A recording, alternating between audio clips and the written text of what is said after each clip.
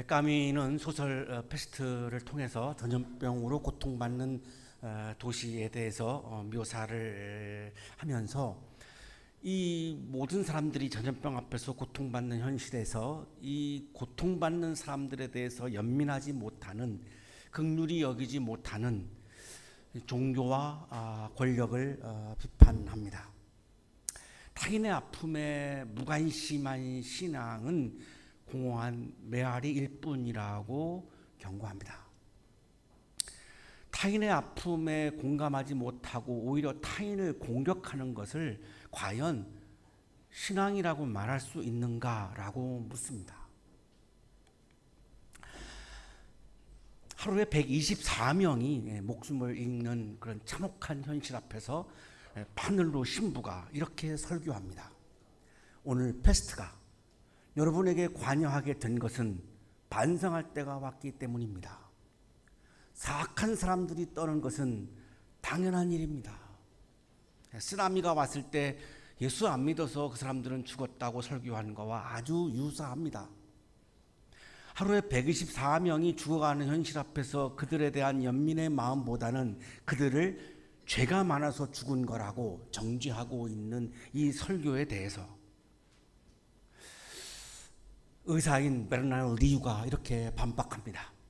신이 그렇게 침묵하고만 있는 하늘을 쳐다볼 것이 아니라 있는 힘을 다해서 죽음과 싸워주기를 더 바랄지도 모릅니다. 신은 이러한 상황에서 고통받고 있는 사람들에게 다가가서 연민의 마음으로 손을 붙잡아주고 위로해주고 함께 기도해 주기를 바라지 않을까요? 그것이 여러분들이 믿는 신이 아닙니까?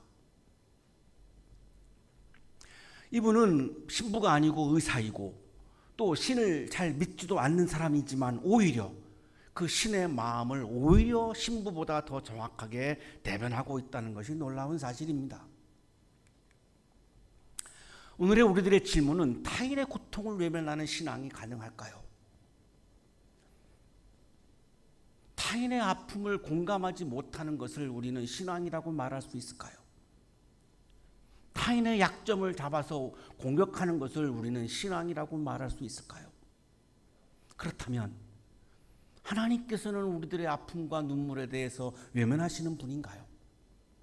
그렇다면 하나님은 나의 아픔에 대해서도 외면하신다라고 생각하고 있는 거 아니겠습니까? 타인의 아픔에 대해서 공감하지 못하고 오히려 공격하는 경우에는 그러면 내가 하나님을 믿는 사람이라면 하나님은 그러면 나의 아픔에 대해서 공격하시는 분이구나 라고 생각을 하는 건데 과연 그것을 우리는 신앙이라고 말할 수 있을까요? 오늘의 이 질문 앞에서 우리는 이 에레미야 예언자를 통해서 이 답을 좀 얻을 수 있습니다. 남왕국 유대는 우상숭배라고 하는 결정적인 죄를 지었고 다윗 왕 때 이루어졌던 그 전성기를 다 잃어버리고 이제는 이 민족이 무너지고 있는 찰나에 와 있습니다. 이스라엘이라고 하는 역사가 이 지구상에서 사라지게 된 이런 비참한 현실 앞에 지금 놓여 있는 상황입니다. 자, 여기서 예레미야는 이 남왕국 유대는 멸망한다고 선포합니다. 이 멸망한다라고 하는 이 선포가 냉정한 재판관으로서 정죄한 것일까요? 우리가 알고 있지만 예레미야는 눈물의 예언자라고 부르죠. 아파했던 겁니다. 무너져 내려가고 있는 남왕국 백성들의 이 아픔을 바라보면서 그거를 공격한 것이 아니고 그들의 죄를 공격한 것이 아니고 아파했습니다. 함께 울었습니다. 눈물을 흘리며 그들과 동행했던 예언자였습니다. 그렇다면 예언자 예레미야는 죄 때문에 심판을 당하고 있는 남왕국 사람들에 대해서 공격한 것이 아니고 차갑게 정죄한 것이 아니고 그들과 함께 울었다라고 하는 것입니다. 연민의 마음으로, 긍휼의 마음으로. 예레미야가 보여주고 있는 이것이 신앙인가요? 파늘로 신부가 설교하고 있는 그 설교의 내용이 신앙인가요?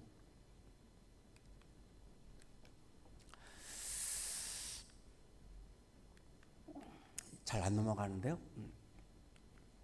저는 40년 이상 지금 목회를 하고 있고 이제 마무리 단계에 가고 있습니다. 한국 기독교를 보면서 많이 아파할 때도 있었고 이해하지 못하는 때도 있었고 또 기뻐하고 공감할 때도 있었고 참 많은 다양한 순간들을 겪으며 여기까지 온 것 같습니다. 요즘 한국 기독교를 바라보는 저의 시선은 아픕니다. 기독교 신앙이라고 하는 것은 파늘루 신부의 이야기가 아니라 리유 의사가 말하고 있는 것이 기독교 신앙의 본질인데 우리 한국 기독교는 자꾸만 작게 정죄하는 것이 신앙이 좋은 것이라고 이해되는 쪽으로 가고 있는 것 같아서 참 마음이 아픕니다. 에레미야 예언자는 이 유대 민족이 이제 무너지고 있는 상황에서 이렇게 탄식합니다. 나의 기쁨이 사라졌다. 나의 슬픔은 나을 길이 없고 이 가슴은 멍들었다. 나의 기쁨이 사라졌다. 여기 슬픔이라고 하는 말은 히브리어로 야곤이라고 하는 말인데 그냥 단순한 우울하다라고 하는 감정 표현이 아닙니다. 죽음의 그림자가 나의 존재를 다 뒤엎었구나 이때 쓰는 용어입니다. 죽음의 그림자가 나의 존재를 다 뒤엎어서 나는 도저히 이제 생명의 끈을 유지할 수 없구나. 이 정도로 에레미야는 이 민족을 바라보면서 아파하는 겁니다. 이 아파하는 마음 없이 눈물 없이 망한다라고 차갑게 정죄한 예언이 아닙니다. 그것이 신앙이 아닙니다.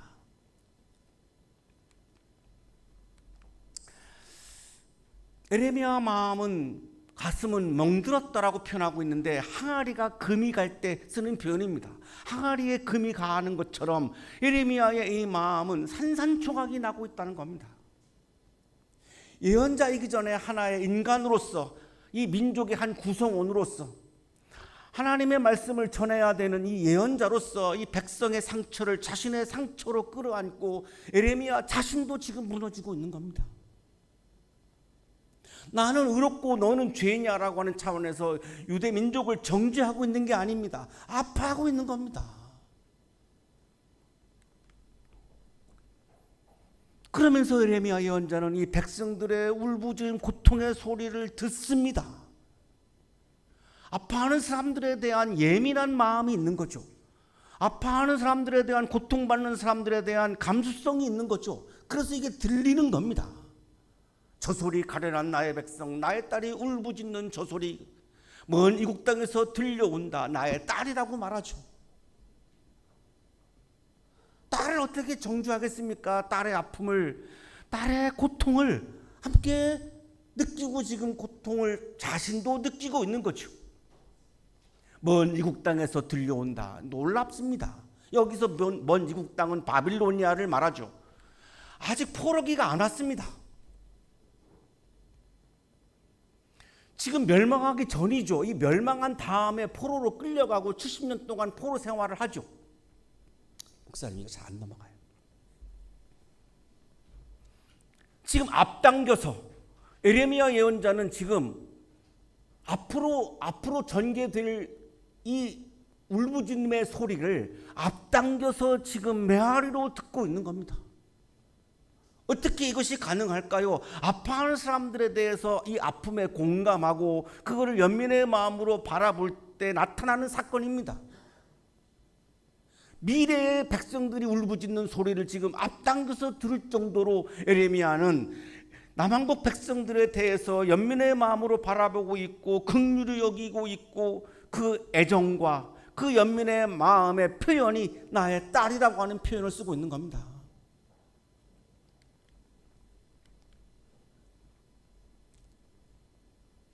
에레미야만 탄식한 게 아니라 백성들도 탄식하고 있는데 백성들은 이렇게 탄식합니다. 여름철이 다 지났는데도 곡식을 거둘 때가 지났는데도 우리는 아직 구출되지 못하였습니다. 구원받지 못했습니다. 이런 말이죠. 우리들의 신임은 생존의 마지막 끈이 끊어진 자리에서 터져나온 탄식입니다. 이제 나는 존재할 수가 없습니다. 나에게는 아무런 희망이 없습니다. 에레미야 예언자의 말처럼 우리는 무너지고 있습니다. 이제 완전히 무너질 것입니다. 우리에게 아무런 희망이 없지 않습니까? 백성들의 탄식이죠. 백성들도 감지하고 있는 겁니다. 이 나라와 이 민족이 무너질 것을 지금 다 감지하고 있는 거죠. 예언자와 백성들만 탄식한 것이 아니라 하나님도 탄식하십니다. 어쩌자고 조각한 신상과 헛된 우상을 남의 나라에서 들여다가 나를 노하게 하였느냐. 결정적으로 하나님을 섬기지 않고 우상을 섬기는 이 우상 숭배의 죄를 어찌하란 말이냐. 나는 이거를 즐겁고 기쁜 마음으로 그러면 심판한다고 생각하느냐. 내 마음도 찢어질 것 같다. 너희들은 나의 백성이 아니냐, 나의 딸이 아니냐. 그런데 이것을 심판하는 나의 마음은 어떨 것 같으냐. 단순한 단죄가 아니라 배신당한 연인의 떨리는 목소리와도 같은 목소리입니다. 배신당한 연인은 아직 사랑을 끝내지 않은 겁니다. 아직도 사랑이 남아있는 겁니다. 그래서 분노가 생겨나죠. 사랑했기에 상처 입었고 상처 입었기에 분노가 나오는 거죠. 사랑 안 하면 상처도 안 받습니다. 하나님이 유대의 민족을 사랑했기 때문에 하나님도 상처 받으신 거죠. 그래서 분노가 있는 거죠. 그러나 이 하나님의 심정은 단순한 분노, 화가 아닙니다. 배신당했음에도 포기하지 않는 이 뜨거운 사랑을, 지금 그 심정을 탄식하고 있는 겁니다. 에레미야 예언자도 남한국 백성들도 이 하나님의 심정을 읽어야 한다는 거죠. 그러나 하나님에게 민감하지 못할 때에는 이 하나님의 심정이 나에게 전해오지 않는 거죠. 그래서 하나님과는 무관하게 살아가는 거죠. 나의 백성, 나의 딸이 채찍을 맞아 상하였기 때문에 내 마음도 상처를 입는구나. 슬픔과 공포가 나를 사로잡는구나. 길르앗에는 유황이 떨어졌느냐? 유황은 그 당시 고대 시대에 아주 특효약에 해당하는 이 명약입니다. 치유와 회복을 상징하는 약입니다. 길르앗에는 유황이 떨어졌느냐? 이제 치유의 약까지 다 떨어진 것 같구나. 그렇다면 치유의 희망은 이제 영원히 멀어진 것이 아닌가. 탄식하고 있는 거죠. 하나님도 탄식하시고 예언자도 탄식하고 백성들도 모두가 지금 탄식하고 있습니다. 이제 유대민족의 멸망만이 남아있는 상황에서 탄식이 안 나올 수가 없지요. 여기서 거짓 예언자들은 기뻐하라고 설교했습니다. 유대민족은 무너지지 않는다고, 영원하다고 하면서 기뻐하라고 설교했습니다. 거짓 예언자였습니다. 탄식하고 있는 예레미야 예언자가 진정한 예언자였습니다. 살해된 나의 백성, 나의 딸을 생각하면서 내가 낮이나 밤이나 울 수 있도록 누가 나의 머리를 물로 채워주고 나의 두 눈을 눈물샘이 되게 하여 주면 좋으련만. 예레미야 예언자는 밤낮으로 울고 싶다고 토로합니다. 이 하나님의 탄식 앞에서, 백성들의 탄식 앞에서, 이 민족의 탄식 앞에서 밤낮으로 울고 싶다는 겁니다. 얼마나 그 마음이 찢어지면, 얼마나 그 마음이 아프면, 이 아픔과 고통에 대한 연민의 마음이 얼마나 절실하게 끓어오르면 밤에만 우는 것도 부족하고 낮에만 우는 것도 부족하고 밤낮으로 울고 싶다는 겁니다. 예언자의 이 눈물은 단순한 감정의 눈물이 아닙니다. 하나님의 눈물을 대변하고 있는 겁니다. 예언자의 역할이 그거니까요. 하나님의 눈물을 보여주고 있는 겁니다. 에레미야의 눈물은 하나님의 눈물이 되었고, 하나님의 눈물은 에레미야를 통해서 지금 백성들에게 하나님의 눈물이 지금 떨어지고 있는 거죠. 에레미야의 눈물은 하나님의 눈물이 되었고, 그 하나님의 눈물 속에서 회복의 씨앗이 싹트기 시작합니다. 그래서 바벨론 포로기로 끝나지 않고 다시금 예루살렘으로 돌아오는 회복의 사건이 일어납니다. 그 회복의 사건의 씨앗은 에레미야의 눈물이었고 하나님의 눈물이었던 겁니다. 송명희 시인은 뇌성마비 장애를 안고 태어났습니다. 태어날 때 산부인과 의사의 실수로 그렇게 되었다라고 하는 이야기도 있습니다. 7살이 될 때까지 몸을 움직이지 못하고 누워서만 살았습니다. 송명희 시인은 하나님과 부모님을 원망했습니다. 여러 차례 생을 스스로 포기하려고도 시도했습니다. 17살 때 하나님께 따지고 싶었습니다. 하나님이 정말 계시다면 왜 나를 이렇게 만드셨습니까? 하나님이 정말로 좋은 하나님이라면 왜 나는 태어날 때부터 이렇게 태어난 겁니까? 다른 사람들을 보면 사지 멀쩡하게 활발하게 운동하며 살아가고 있는데 왜 나는 이렇게 살아야 하는 겁니까?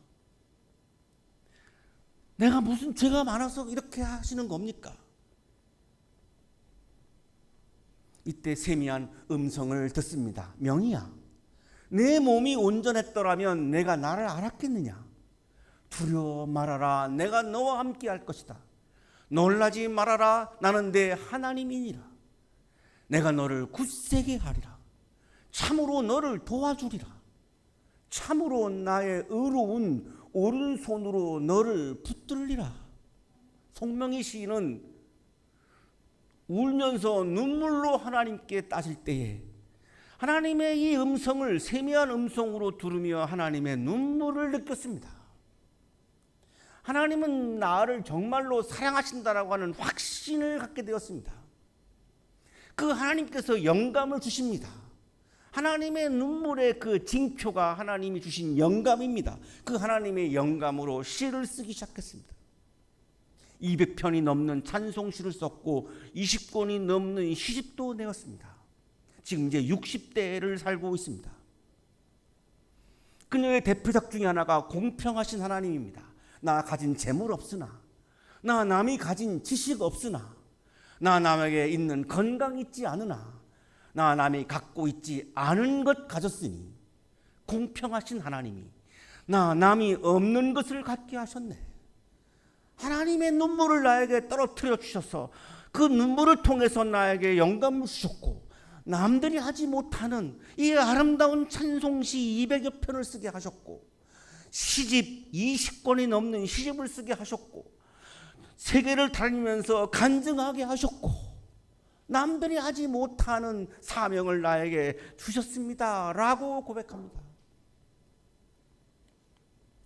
여기서 주목할 점은 송명희 시인의 눈물은 단순히 개인의 생애에서 나온 눈물이 아니고 하나님의 위로와 함께 흐른 눈물이라는 것입니다.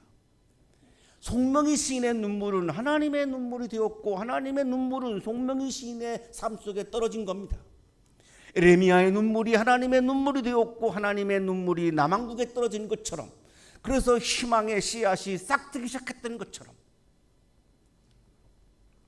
에레미야가 백성의 아픔을 자신의 아픔으로 끌어안고 하나님과 함께 울었던 것처럼 송명희 시인 또한 자신의 고통 앞에서 하나님과 함께 울며 그 눈물을 시와 희망의 언어로 바꾸어냈던 것입니다.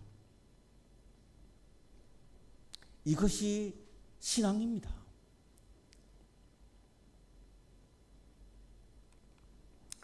우리가 몰트만은 이렇게 십자가에 달린 하나님에서 이렇게 말합니다. 하나님께서는 고통을 당하시며 자신을 십자가에 달리게 하시며 십자가에 달리신다. 이리하여 그의 무조건적이고 희망으로 가득한 사랑을 완성시키신다. 하나님은 무서운 심정으로 우리를 무섭게 정죄하고 심판하지 아니하시고 내가 고통당할 때 아파할 때 하나님도 십자가에 달리셔서 나와 함께 아파하시고 눈물을 흘리신다는 겁니다. 십자가 사건은 하나님께서 예수 그리스도에게 고통을 전가한 사건이 아닙니다. 하나님 자신이 그 고통을 받아들이시고 하나님이 직접 십자가에 달리신 사건입니다. 몰트만은 이거를 말하고 있는 겁니다. 어떤 사람들은 예수님 자기의 아들을 십자가에 매달아 놓고 얼마나 가혹한 아빠인가 라고 공격하는 사람들이 있습니다. 아니, 하나님은 그렇게 하신 게 아니라 하나님 자신이 십자가에 달리셨다는 겁니다. 사람들의 고통을 자신의 고통으로 느끼셨기에 함께 그 고통에 동참하고 그 고통을 나누고 하나님도 함께 아파하셨다는 겁니다. 그리고 눈물을 흘리셨다는 겁니다. 우리와 함께 우시고 우리의 눈물을 자기의 눈물이 되게 하시고 그 눈물을 우리의 삶 속에 떨어뜨려 주셔서 우리의 삶 속에서 회복의 씨앗이 싹트게 하신 분이라는 겁니다. 예레미야 애가는 하나님의 사랑과 연민이 인간의 역사 속으로 스며든 눈물입니다. 그 하나님의 눈물이 있었기에 우리가 구원받은 것이고 그 하나님의 눈물이 있었기에 지금 오늘도 우리가 여기에서 하나님께 예배드리고 있는 겁니다.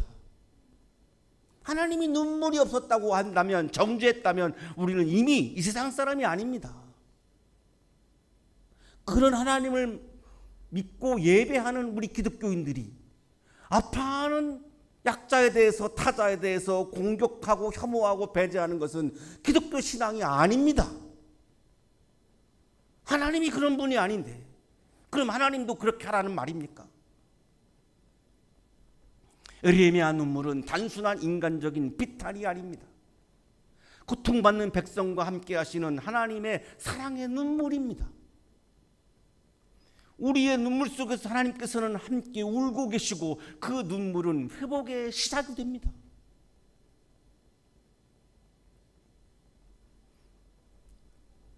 저는 살면서 이 눈물이 회복의 시작이 된다라고 하는 것을 여러 차례 경험했습니다.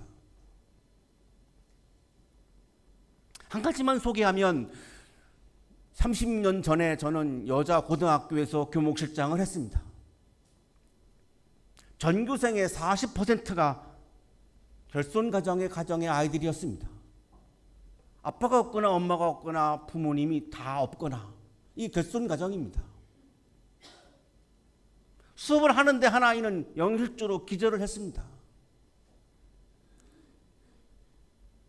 그날 저는 엄청 울었습니다. 그리고 아는 목사님들을 찾아 나섰습니다. 도와달라고 간청했습니다. 장학금을 달라고 간청했습니다. 졸업할 때까지의 등록금, 전액, 그리고 생활비를 지원해 주십시오. 거절당했습니다. 거절당할 때마다 저는 거기서 울었습니다. 그 목사님 방에서 그 목사님 앞에서 울었습니다. 이 아이가 어떻게 살 수 있겠습니까? 이 아이는 살 수가 없습니다. 학교도 다닐 수 없습니다. 울었습니다. 울 때마다 역전이 되어서 그 교회에서 장학금을 받았습니다. 그래서 1년에 모금한 장학금이 8천만 원이었습니다.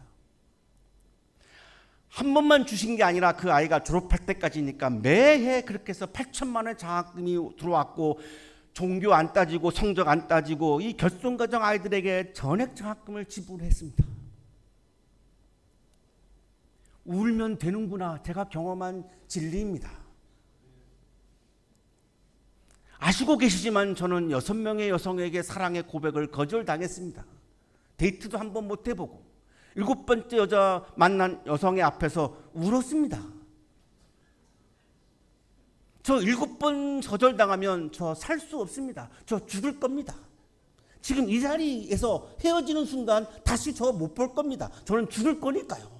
7번 거절당하고 내가 어떻게 살겠습니까? 나도 자존심이 있는 사람입니다. 엉엉 다방에서 창피한 것도 모르고 울었습니다. 그래서 결혼할 수 있었습니다. 눈물은 회복의 시작입니다. 눈물의 기도는 헛되지 않습니다. 나에게 아픔이 다가오면, 나에게 고통이 다가오면 눈물의 기도를 드리면 그 눈물의 기도는 절대 헛되지 않습니다. 그것은 하나님의 눈물이 되고 하나님의 눈물과 내 눈물이 만나서 절망을 희망으로 바꾸시는 하나님입니다. 여러분의 눈물의 기도가 하나님의 눈물이 되어서 회복의 사건을 경험하는 여러분의 삶이 되시기를 간절히 축원합니다.